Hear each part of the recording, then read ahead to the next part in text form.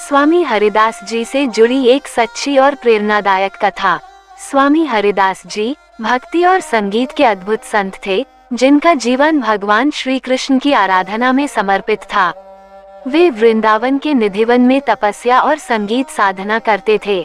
उनसे जुड़ी एक अत्यंत प्रसिद्ध और भावपूर्ण सच्ची कथा है श्याम सुंदर का प्रकट होना। स्वामी हरिदास जी हर दिन वृंदावन के निधिवन में बैठकर एकांत में बंसी वीणा पर राग छेड़ा करते और श्री कृष्ण की भक्ति में लीन हो जाते। उनके साथ उनके कुछ शिष्य भी रहते, परंतु वे उन्हें साथ नहीं ले जाते थे।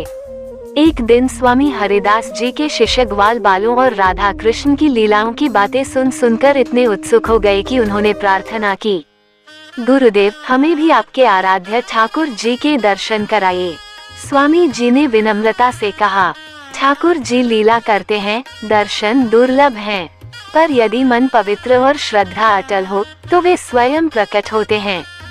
शिष्यों की दृढ़ता देखकर उन्होंने एक दिन निधिवन में उन्हें संग ले गए और राग कन्हड़ा में गाना शुरू किया। जैसे ही स्वर ऊंचाई पर पहुंचा, वृक्षों की छाया में श्री कृष्ण और राधा अपने सखाओं सहित प्रकट हो गए।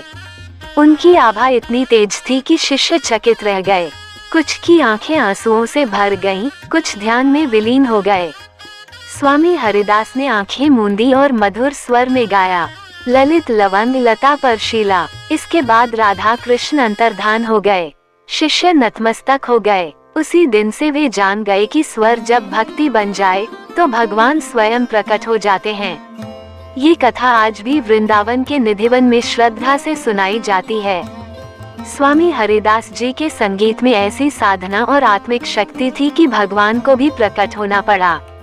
ये कथा बताती है कि संगीत केवल कला नहीं, साधना और ईश्वर से मिलन का माध्यम भी है।